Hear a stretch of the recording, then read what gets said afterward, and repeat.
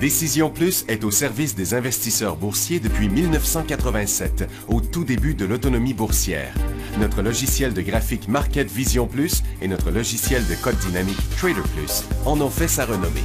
Nous sommes encore ici parce que nous évoluons sans cesse et que nous servons bien nos clients. Découvrez nos produits et services spécialement conçus pour l'investisseur actif et autonome dans la boutique Décision Plus. Le logiciel de graphique Market Vision Plus est en français. C'est le logiciel le plus utilisé par les investisseurs de chez nous. C'est lui que vous voyez dans le feu de l'action. Trouvez, classez et analysez plus facilement avec cet outil sans pareil pour suivre la bourse et prendre les meilleures décisions. Gardez vos titres à l'œil avec Market Vision Plus. Consultez la boutique Décision Plus pour en faire l'essai pendant 10 jours sans aucun frais, c'est garanti. Laissez-nous vous guider pour analyser la bourse et prendre vos décisions. Les analystes de Guru.tv feront tout le travail pour vous. De minute en minute, nous classons les titres selon leur situation technique. Nous révélons les signaux d'achat et de vente. Nous publions des recherches poussées et nous prodiguons des conseils en temps réel. Ça commence avant l'ouverture et ça se poursuit jusqu'à la fermeture des bourses. Profitez de chaque cycle boursier avec Guru.tv.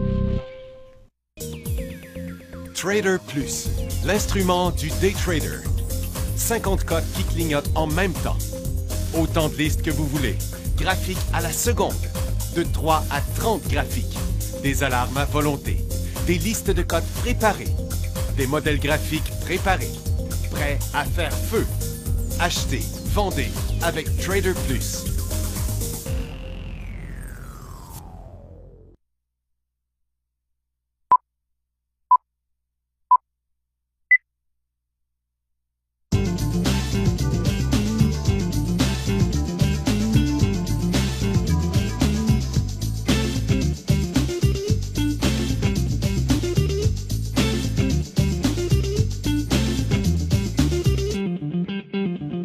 Bienvenue dans le feu de l'action, 11h30 mardi le 1er mars. Les marchés sont en forte hausse, surtout aux États-Unis. On parle de plus de 80 points sur Nasdaq ou presque 2%.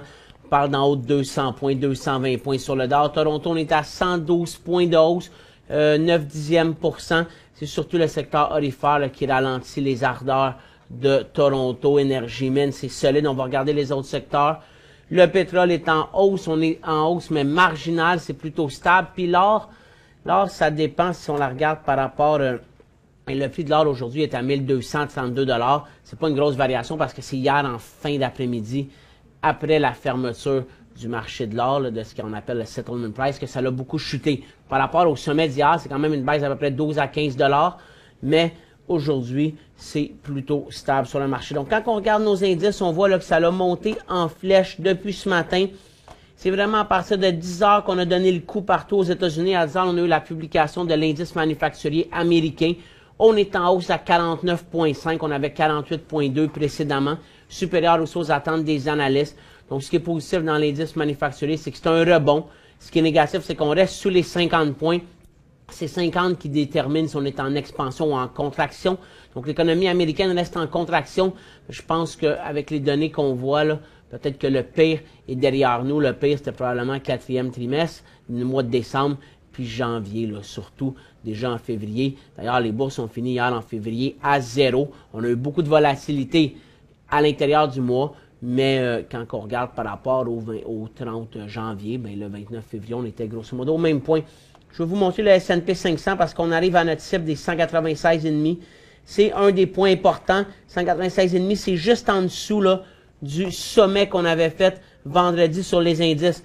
Donc, sur Guru.tv, nous, on regardait ça pour se donner un signal d'achat pour conseiller des titres pour le choix d'analyste. Ce qu'on voit pour l'instant le plus intéressant, c'est des FNB, donc des fonds négociés en bourse américains puis canadiens.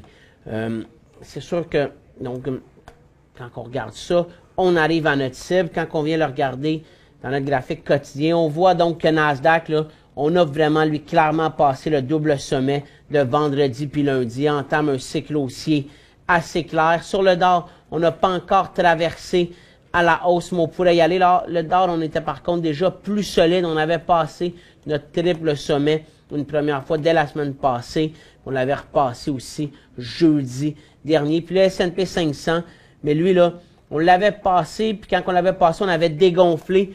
Aussi, quand on regarde nos retracements Fibonacci, ici, on est au niveau du retracement 50% de notre dernière chute qu'on a eue. Donc, on est vraiment à un niveau important, là. Puis moindrement, 196,5, vraiment qu'on est capable là, de donner un autre coup ici. On pourrait avoir un point d'entrée sur les marchés.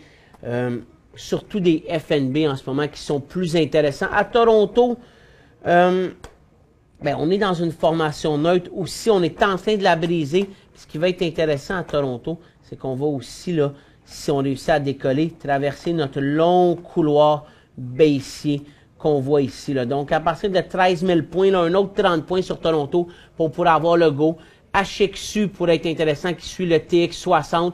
Sinon, dans les secteurs les plus solides, mais finance aujourd'hui, là, dans les ceux qu'on a des FNB, mais finance, ils transigent vraiment pas beaucoup. On va voir que l'énergie, ça reste plutôt stable. Secteur minier aussi est intéressant. Là, ça va être plus des titres comme Tech, First Quantum. On va regarder ça dans un instant. Bourse de croissance se dégonfle beaucoup par rapport à l'ouverture. Probablement que c'est les titres tarifaires qui font que ça se dégonfle, puis les titres d'énergie qui ne montent pas tant que ça. TX60, donc lui, on voit qu'on pourrait décoller. Le TX40, on décolle un peu plus. Puis le TX20 qui est en hausse hier en raison des petites capitalisations dans l'or surtout. Mais aujourd'hui, c'est lui qui est le plus faible. Je pense qu'il pourrait même passer négatif dans la journée. Le pétrole, on reste dans la formation neutre. On ne passe pas les sommets pour l'instant. Donc, c'est ce qu'on voit là, depuis 2 jours. Hier, le marché américain a chuté en après-midi, mais le pétrole est resté solide. Aujourd'hui, le marché américain explose, on pourrait dire, puis le pétrole reste complètement stable. Donc là, on semble être en train de séparer de la corrélation qu'on avait entre le pétrole et l'énergie. Puis là, je dis ça sous toute réserve parce que ça fait juste 2 jours. Ça se peut que demain, tout reprenne à la hausse ou que le pétrole repasse à la hausse cet après-midi, puis que ça suive finalement. Mais pour le moment, on semble avoir là, une légère séparation des mouvements. Le marché américain qui chutait hier, pas le pétrole. Puis aujourd'hui, le marché américain qui monte, mais pas le pétrole. Le gaz, lui, il se passe vraiment rien. L'or, on est en légère baisse. GLD hier baissait pas, mais on va voir que les titres, eux autres, quand même, ah non, c'est ça. GLD hier montait quand le marché a chuté. On était presque en décollage. Là, aujourd'hui, on repart toute la cote. Tandis que l'argent, on reste dans notre couloir baissier, dans nos monnaies, qu'on va aller voir dans un instant, en même temps qu'on va aller parler des bourses asiatiques. Donc, on a le PowerShare là, qui est en légère hausse de dollar américain. L'euro, lui, baisse. Le pound reste faible. On sait que le pound a chuté la semaine passée là, avec le référendum qu'il pourrait avoir en Grande-Bretagne pour savoir si la Grande-Bretagne va sortir ou non de l'Union européenne, pas de la zone euro parce qu'ils ne font pas partie. Là, ce qu'on appelle le Brexit après le Grec exit. Et le dollar canadien, bien, malgré qu'un pétrole stable, le dollar canadien donne un autre coup. On est à 73,9 ici. Le vrai dollar est en haut des 74 sous. Le dollar américain, c'est une des monnaies qui c'est la monnaie qui s'est le plus appréciée par rapport au dollar américain en 2016. On avait fait un creux le 20 janvier. Puis là, on est quand même passé le creux. On était à peu près ici au bas là, à 67,71. On est rendu à 74. On parle quand même d'une hausse de près de 10% sur une monnaie en 1 mois et demi. C'est énorme. Le yen, lui, reste complètement neutre. On s'en va bientôt au bumper. À la première pause, on va mettre la barre de questions pour répondre à vos questions. Donc, plus les questions sont de qualité, précises, avec de l'information, plus c'est intéressant pour l'ensemble de la clientèle à répondre. Pour le moment, on s'en va au bumper, puis après ça, on va revenir avec les bourses asiatiques, puis les nouvelles canadiennes et américaines.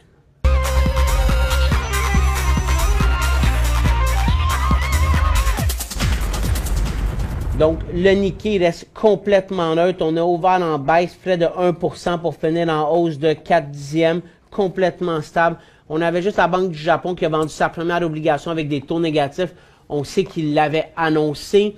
On sait que les obligations qui se transigeaient étaient rendues avec des taux négatifs, mais c'est la première émission d'actions, c'est tout. Hein. Il n'y a pas d'autres nouvelles de ce côté-là. Tandis qu'en Chine, mais là, on dirait vraiment qu'on pourrait être sur le point de décoller demain. Surtout si les marchés américains sont capables de maintenir ces gains-là qu'on fait en ce moment à la hausse. D'après moi, ça va suivre en Chine. En Chine, puis en Europe, par exemple, on n'avait vraiment pas des bonnes nouvelles.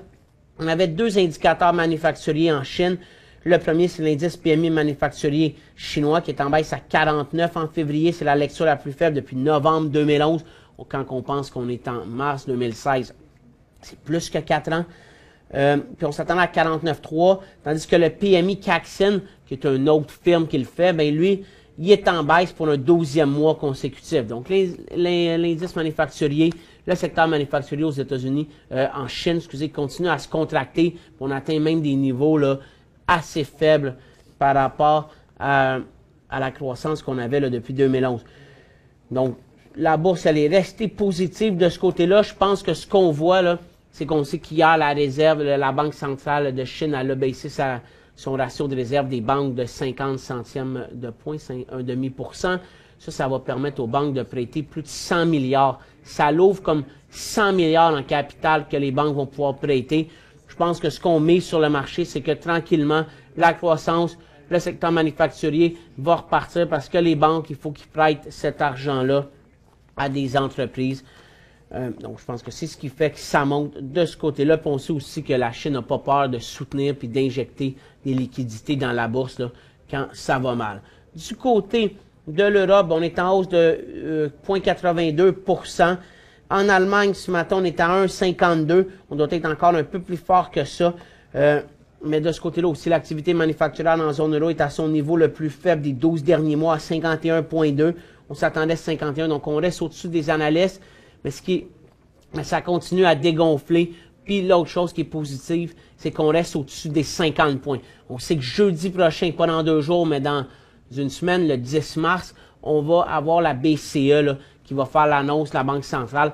Probablement aussi, d'après moi, qui vont encore une fois là, améliorer le programme d'assouplissement quantitatif. On sait qu'hier, l'inflation montrait de la déflation, ce qui peut être assez négatif. Là, on a l'indice manufacturier qui nous montre qu'on est à un creux des 12 derniers mois de l'activité. C'est des raisons qui portent à croire qu'on pourrait avoir une augmentation du programme de rachat d'actifs sur une base mensuelle. À la dernière rencontre, il y avait juste prolongé l'échéance. Ça n'a pas donné grand-chose au marché. Je pense que ce que le marché veut voir, c'est une augmentation sur l'achat des obligations qui est autour, je pense, en ce moment de 60-65 milliards. Probablement le faire passer là, au moins à 75 si ce n'est pas au-dessus des 80 milliards par mois. C'est les nouvelles qu'on avait du côté asiatique puis européen. Donc, c'est vraiment des nouvelles qui étaient beaucoup plus négatives, mais le marché, lui, est positif. Du côté de nos nouvelles américaines, on avait quelques résultats financiers. On va les passer rapidement. Genco Solar en légère hausse. Allozim a tout dégonflé. C'est un titre qui avait l'air intéressant ce matin pour l'intra-séance. JD.com, un titre chinois, lui, est en hausse, mais il dégonfle. XLX6 aussi dégonfle complètement. On avait une nouvelle assez positive. XLX6 conclut un accord de licence exclusive avec Ipsen pour la commercialisation et le développement du médicament contre le cancer Carbozanitib à travers le monde, sauf pour le Canada, les États-Unis et le Japon. Je pensais que c'est un titre qui aurait pu continuer à la hausse. On va laisser le graphique se télécharger, puis on va aller, bon, on le voit en intra-séance. Donc vraiment, il dégonfle depuis le début de la journée. Là. Pas grand-chose d'intéressant là-dessus. Il y a des titres plus beaux que ça pour l'intra-séance. Kate & Spade, lui, ben, il poursuit son gros rebond. On a battu on est en ligne avec les estimés à 32 sous. Opco Health, un autre titre dans la santé qui est venu cogner sur son support, pourrait décrocher. Dollar Tree, on n'est pas loin d'un élan haussier de ce côté-là. Puis PTC Therapeutics, là, qui lui s'enlise depuis la forte chute du 23 février. Ça, c'est quand la FDA elle avait décidé de pas continuer avec l'étude de PTCT. Donc, c'était comme un fail. Puis depuis ce temps-là, ben, on est passé de 27 à 12. Puis là, on est rendu à 6. Et on avait la Banque de Nouvelle-Écosse. C'est la dernière banque qui restait pour les résultats financiers. Grosse hausse. La majorité des banques sont en hausse comme ça. Au Canada, on a fait 1,43. On s'attendait à 1,41. Il annonce aussi une hausse du dividende. Dans les nouvelles qu'on a, Marathon Oil font une émission de 135 millions d'actions. Donc, si on y va rapidement, c'est grosso modo à peu près 1 milliard de dollars qu'ils veulent aller chercher pour améliorer leur bilan, puis pour des fins générales aussi, là, probablement, donc pour améliorer leur production et autres, mais surtout, probablement, pour améliorer leur bilan, puis continuer à faire face là, au prix du pétrole qui sont en baisse, qui sont faibles, même si maintenant on est rendu au-dessus des 34 $, c'est positif, ça reste quand même assez faible. Puis Sun Edison, lui, ils ont retardé le dépôt de leur rapport annuel alors qu'une enquête interne sur les finances de l'entreprise se poursuit. On avait Valent aussi, mais avant ça, j'avais le président de la Fed de New York, William Dudley, qui voit des risques de ralentissement des perspectives économiques aux États-Unis. Cette évaluation-là lui permet de penser qu'il faudra avoir une pause plus longue avant la prochaine hausse des taux d'intérêt de la Banque centrale. Ça peut être aussi une raison pour laquelle les bourses sont en hausse de 100 points avant l'ouverture. Sur ce, on s'en va à la pause. On va ouvrir la barre de questions aussi. Vous pouvez répondre à vos questions. On va continuer avec les nouvelles canadiennes par la suite, puis les plus beaux secteurs. Pour joindre Michel Carignan et son équipe par courriel, écrivez à michelcarignan@decisionplus.com. 5 bonnes raisons de gérer vos investissements avec Banque Nationale Courtage Direct. Des frais de commission fixes à 9,95 en tout temps pour tous les clients et à partir de seulement 6,95 si vous êtes un investisseur actif. Aucun frais d'administration annuel si vous détenez plus de 20 000 $ dans vos comptes. La possibilité d'ouvrir des comptes enregistrés en devise américaine. Des outils performants afin de faciliter vos prises de décision. Un service à la clientèle primé et un niveau de satisfaction parmi les plus élevés de l'industrie. Pour en savoir plus, visitez le bncd.ca ou appelez-nous dès maintenant. Décision Plus est au service des investisseurs boursiers depuis 1987, au tout début de l'autonomie boursière. Notre logiciel de graphique Market Vision Plus et notre logiciel de code dynamique Trader Plus en ont fait sa renommée. Nous sommes encore ici parce que nous évoluons sans cesse et que nous servons bien nos clients. Découvrez nos produits et services spécialement conçus pour l'investisseur actif et autonome dans la boutique Décision Plus.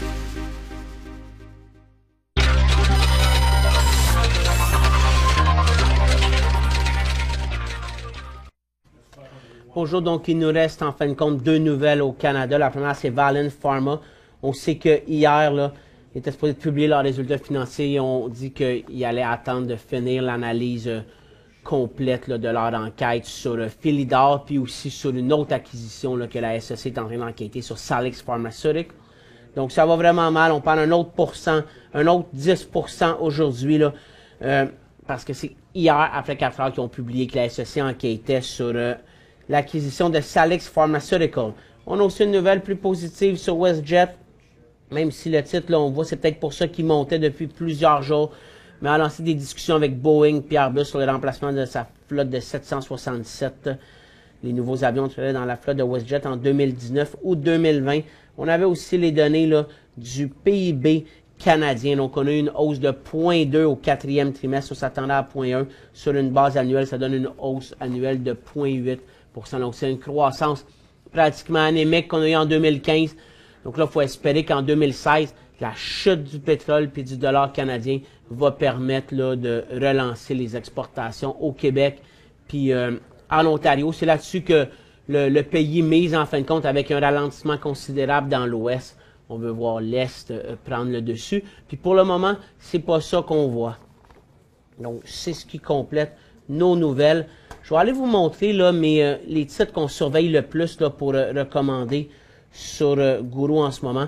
Donc, ça serait là, parce qu'on a parlé de 196,5 comme cible pour le S&P 500 qu'on a atteint. Donc, dans les plus beaux, le FNB en ce moment qui décolle, là, on a UPRO.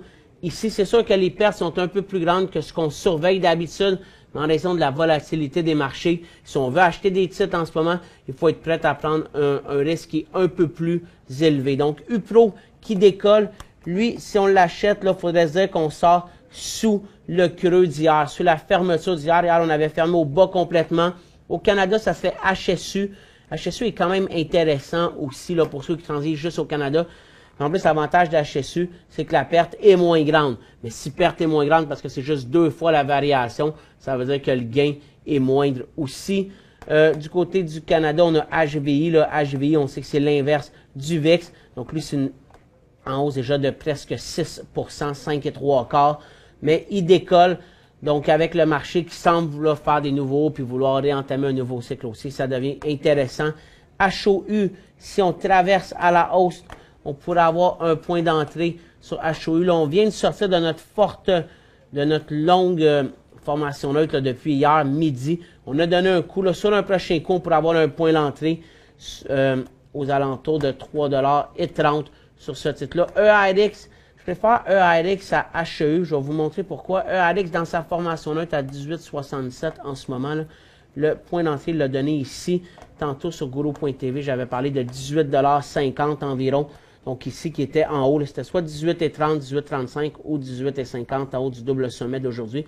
Ce qui est intéressant, c'est que dans la formation neutre, il peut se rendre à 20 $. Donc on avait déjà 1,50 $ de potentiel avant qu'on atteigne la résistance. Ça, c'était bon. Puis surtout, plus qu'on l'achète près du support, moins la perte est grande. Tandis qu'au Canada, HEU, c'est moins clair. Ça fait plusieurs jours qu'il monte. On arrive déjà à la résistance. Avec le pétrole qui en manque un peu, c'est la raison pour laquelle je préfère EADX. Puis aux États-Unis, ben FAS, le 3 fois bull, c'est probablement le plus beau décollage dans le secteur financier. On parle déjà de près de 7,4 %. Ce qu'on pourrait faire avec FAS, ce n'est pas les meilleurs points qu'on a d'entrée, mais ça serait de l'acheter en intra-séance. Puis si on voit qu'il continue à monter, mais c'est là qu'on peut se permettre de le garder. Après ça, pour du swing trading, c'est souvent une stratégie qu'on donne en ce moment en raison de la volatilité des indices puis des titres. C'est difficile d'acheter en fin de journée ou d'acheter avec une perspective uniquement de swing trading parce que le marché, souvent, là, il fait des changements de direction soudains dans la journée. Donc, souvent, ce qu'on conseille, c'est d'acheter avec une perspective de day trading. Comme ça, on a un point de support qui est beaucoup plus près qu'en swing trading. Si le titre il poursuit durant toute la journée, ben là, en fin de journée, on peut se permettre de prendre un petit profit pour sécuriser notre titre, puis on garde le reste. Puis comme ça, on a fait de l'argent, puis si le lendemain, on retourne au prix payé, ben on sort, puis ça va avoir quand même été une transaction qui va avoir été réussie. C'est l'important, c'est de minimiser les pertes, puis d'engranger des profits. Ils n'ont pas besoin d'être énormes, les profits. Plein de petits profits, c'est comme un gros profit. En ce moment, avec le marché qu'on a, c'est préférable comme ça. Regardez le HFU, je vous ai dit tantôt qu'il était vraiment pas intéressant. 3000 actions transigées aujourd'hui, c'est anémique. Puis du côté de l'or aussi, l'or qui décroche, on va aller voir le secteur dans un instant. Donc HGD peut être intéressant, déjà en hausse de 8 %. Mais même stratégie ici, là, c'est donner un coup aux alentours des 5,68, on pourrait l'acheter. Puis se dire, si jamais le mouvement avorte, puis le marché repart à la baisse, puis l'or à la hausse, mais si on arrive à 5,55, je sors, ce qui nous donne une perte donc d'environ 13 sous ou à peu près un petit peu moins que 3 %. Donc c'est quand même assez tolérable. Puis du côté de l'or, par contre, quand on regarde le secteur là, qui est en train de faire, s'il fait un nouveau bas, il va passer en cycle baissier. Pour le moment, on attend. On voit que c'est vraiment le secteur le plus faible aujourd'hui. Inversement de notre gros couloir, est-ce que ça peut s'arrêter à 167? C'est possible. Mais si le marché donne un coup à la hausse, il y a des chances qu'on continue en correction dans l'or. On a des titres là, comme Barrick Gold qui sont vraiment pas loin d'être en élan baissier. Après ça, on a aussi Agnico Eagle qui décroche. On a IAM Gold qui est pas très loin. Oceano Gold qui pourrait y aller. Donc, plusieurs titres à côté au support. Franco, c'est vraiment le plus faible aujourd'hui. Puis, c'est ce qu'on a. Si on vient voir nos autres secteurs, le secteur mini qui continue. Là, si je vous montre les secteurs, ici, on va le voir. Énergie, on a donné le coup juste avant l'émission aux alentours des 11h15. On en a redonné un autre à 11h35. Le secteur mini, lui, là, on est en pause, mais on a donné un bon cycle de 10h30 environ à 11h. Prochain point d'entrée pourrait être intéressant. On va aller voir les titres comme Tech, First Quantum. Puis sinon, ben, c'est des secteurs là, comme finance, industrie, conso de base. C'est donc tous les secteurs participent à la hausse, sauf Télécom qui a tout perdu. Santé, on a vu Valin, puis Or qui s'écroule, mais j'ai des titres à vous montrer dans la santé qui sont plus intéressants que d'autres. Tech, on est à 7,95. On peut voir aux alentours là, des 8,3, on aurait notre point d'entrée. Je peux même mettre un petit peu plus de période. Donc, on voit vraiment là, que les 8 $, c'est un point important. On s'en va à la deuxième pause. Je vous montre quelques titres après encore, puis après ça, on entame les questions.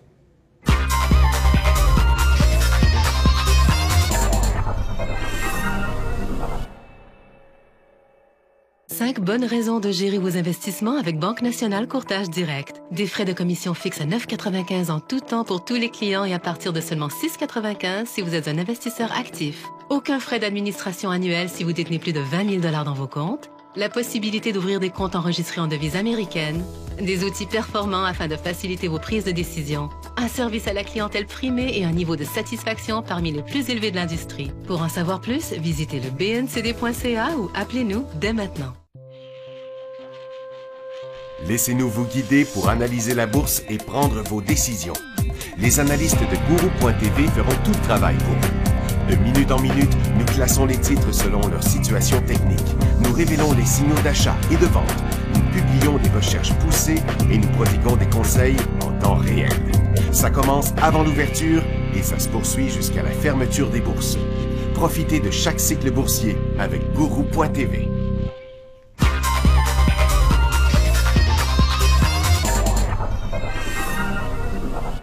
Donc, je suis en train de regarder First Quantum. Là. First Quantum, lui, a monté davantage de 10,5 à 11 heures. C'est lui qui a fait monter le secteur pendant que Tech était stable. Donc, moi, pour le prochain mouvement, c'est sûr que c'est 5,22 First Quantum, puis on sort à 5,16. Donc, la perte n'est pas grande. Je vais faire le potentiel de Tech là, qui est en formation là, depuis beaucoup plus longtemps. Si ça redonne un coup vers les 8,3. Je vous l'ai montré aussi Prométique. Je sais que c'est un titre que beaucoup de personnes aiment.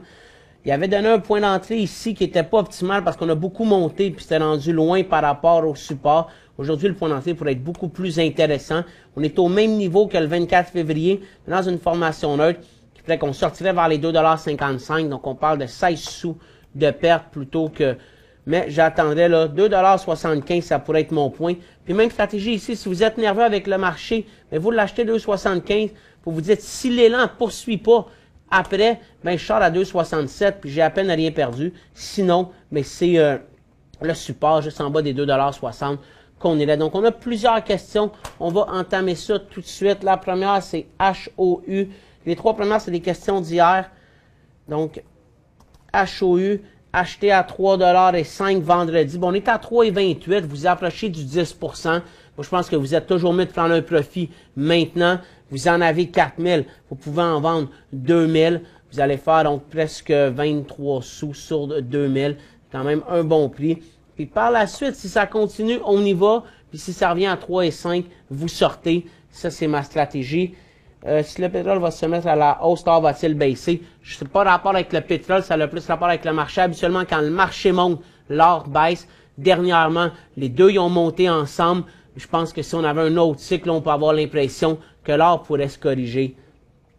IT acheté à 8,5 et AC à 7,5. IT, ça c'est Entertainment Group. À 9,20, vous l'avez acheté à 8,50. Ben oui, je pense que 9,50, vous faisiez $1. Il y avait possibilité de prendre un profit à 10 % ici. Moi, dans ce cas-là, si ça retourne là, si ça retourne sur le support, 8,75, moi je sortirais au complet de votre position, puis je prendrais le 25 sous, puis si je reviens au sommet, je prendrais un profit. En ce moment, vous faites encore 70 sous, c'est presque 10 %, je prendrais un profit. Air Canada à 7,5, il vaut 7,23. Ben moi, à 7 $, je sortirais complètement du titre. Pour le moment, je le conserverais. Ça serait ma stratégie. Puis là, on commence avec des nouvelles. Shanghai to launch Yuan Gold Fix in April. Que penses-tu de l'effet du prix de l'or? J'en ai aucune idée. Mais c'est juste qu'en fin de compte, la stratégie de la Chine avec ça, c'est juste qu'ils veulent arrêter d'avoir à trader des dollars américains. Ils veulent que le yuan devienne une monnaie de plus en plus importante. Je pense pas que ça devrait avoir beaucoup de choses importantes au départ, à moins qu'il y ait beaucoup de transactions qui se fassent. PRE, c'est aucunement un point d'entrée. Le point d'entrée, c'était là 4 jours. Là, on parle d'un titre là, qui est déjà passé là, de 88 sous sur son point d'entrée à 1,50 $. Il a presque doublé. Je penserais même plus à un deuxième profit si quelqu'un en avait. Achat PLI à 2,74 $. Je pense que c'est bon. 2,72 $ en ce moment, vous êtes pas mal au même prix. Ce qu'il faut respecter, c'est le point de sortie à 2,55 $. C'est ça qui est important. TBE, est-ce un go? Non, TBE il est pareil que PRE, donc c'est la même question. Le point d'entrée, c'était le 25 février à 88 sous. PLI acheté à 2 $, ben, vous pouvez prendre un profit, on vient de le regarder, il vaut à peu près 2,72 $.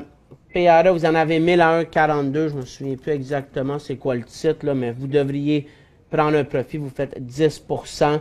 Je ne sais pas c'est quoi la nouvelle de PLI qu'on me demande de commenter ici, on va la regarder après.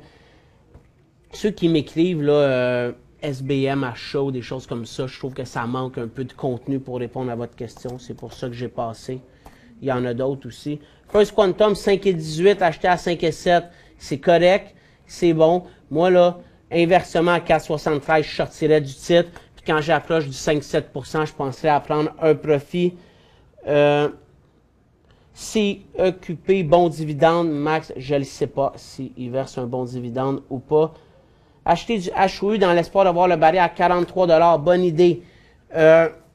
J'achèterai pas du HOU en espérant voir le pétrole à un certain point. Là. Ce que j'ai lu hier en plus, c'est que si le pétrole était capable de se stabiliser à 40 $, probablement qu'il y a des puits qui sont fortement ralentis aux États-Unis qui repartiraient. Ça ne serait pas assez pour aménager des nouveaux puits, mais ça serait assez pour relancer la production sur certains puits. Donc j'ai l'impression qu'en ce moment, on va gérer la production, le baril de pétrole va monter à 40. À 40, la production va être relancée aux États-Unis. Là, les pays qui ont gelé la production vont être stressés de perdre des pertes de marché. Donc, eux autres aussi, ils vont produire un peu plus, puis on pourrait recrouler.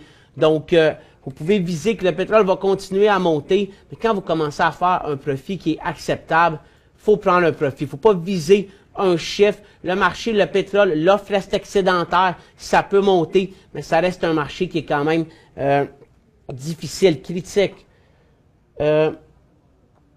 Achat 500 ZWB. ZWB, ça c'est le titre qu'on a parlé là, la semaine passée.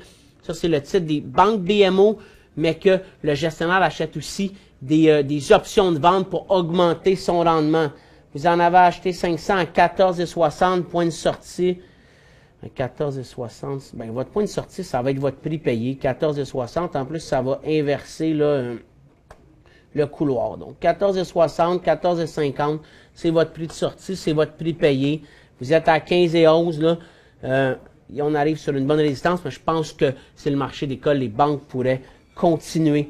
Donc, c'est la fin de l'émission. Je vous souhaite tous une bonne journée. Donc, possibilité d'ouvrir des positions dans des FNB aussi aujourd'hui avec le marché qui décolle puis qui entame un nouveau cycle aussi là, partout aux États-Unis puis au Canada aussi. Donc, secteur finance aux États-Unis est intéressant, mine au Canada. Puis énergie, il faudra attendre de voir le pétrole pousser un peu plus. Je vous souhaite une bonne journée.